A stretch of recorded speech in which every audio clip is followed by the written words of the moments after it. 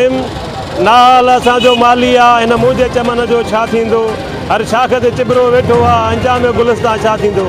जी नाज़रीन, तक़रीबन सवा महीनो पहिरियों जेको हेडमास्टर हुयो दीनी मदरसे स्कूल जो, उनखे हटाइण जे जबरी जो हटायो वियो हुयो, उनजे लाइ एहतजाज कंदड़ उस्ताद उन्हनि खे किन सियासी पार्टियुनि जे तरफ़ो जेको दिलासा ॾेई करे एहतजाज ख़तमु करायो वियो हुयो।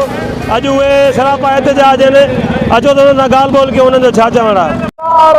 तक़रीबन 2 महीना असांजे एहतजाज खे थी विया आहिनि, को बि खड़तेल न निकितो। तारिक सियाल साहब असां वटि आयो ऐं असांखे दिलजाए ॾिनई त तव्हां उस्ताद आहियो, ज़मीन ते वेठा आहियो, तव्हां ज़मीन तां उथो, तव्हांजा जेके बि मुतालबा आहिनि मां बिल्कुलु मञींदुमि। तक़रीबन उनखे 1.5 महीनो गुज़री विया, असांजो को बि मुतालबो हिन न मञियो, न असांखे पंहिंजी हेडमास्टरी ॾिनई, न असांजा जेके 14 ॼणा उस्ताद मुअतल थिया उन्हनि खे बि हिन वक़्तु ताईं बहाल न कयो विया। इन जी हेडमास्टरी त पंहिंजी जाइ ते रही, पर ॿियो महीनो तक़रीबन मुंहिंजी पघार बि बंदि कई वई आहे।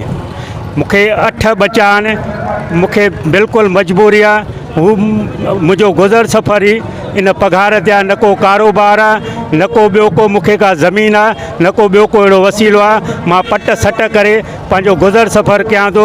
मुंहिंजी पघार बि जारी कई वञे ऐं पंहिंजी सीट ते बि मुक़ररु कयो वञे। अच्छा, जेको तव्हांजे मथां इल्ज़ाम लॻायो वियो हुयो त तव्हांजो लोह चोरी आहे, हुनजे बारे में का इंक्वायरी वेठी जा उहो सरासर यकतरफ़ो फ़ैसिलो हुयो? का बि इनकारी हिन वक़्तु ताईं न वेठी आहे। उहो लोह बि मौजूदु स्कूल में पियो आहे, जेको घोसड़ो ॿियो इल्ज़ाम लॻायूं उनजी बि का बि हिन वक़्तु ताईं इनकारी न थी। असांजो एहतजाज हिकु दफ़ो असां ॿीहर शुरू कयो आहियूं, छो त सवा महीनो अॻ में तारिक अनवर सियाल जेको असांजी कैंप ते आयो ऐं असां उहो एहतजाज मुअतल कयोसीं।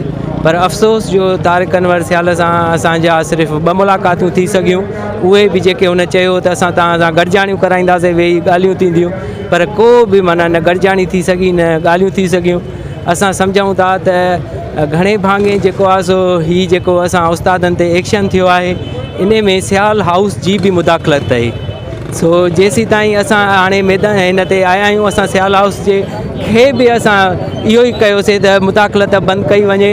असीं बि उस्ताद आहियूं ऐं तव्हांखे सभिनी खे बराबरीअ जी नज़र सां ॾिसणु घुरिजे, पर असांजी शायदि उते का उहा नज़र न बीहिजी सघी, जंहिंजे करे असां एहतजाज में आया आहियूं। अहिड़े जदीद दौर में उस्ताद जी पघार बंदि कई वई आहे, 2 महीनो आहे ड्यूटीअ ते हूंदे बि उनजी पघार बंदि कई वई आहे, उहा नथी खोली वञे।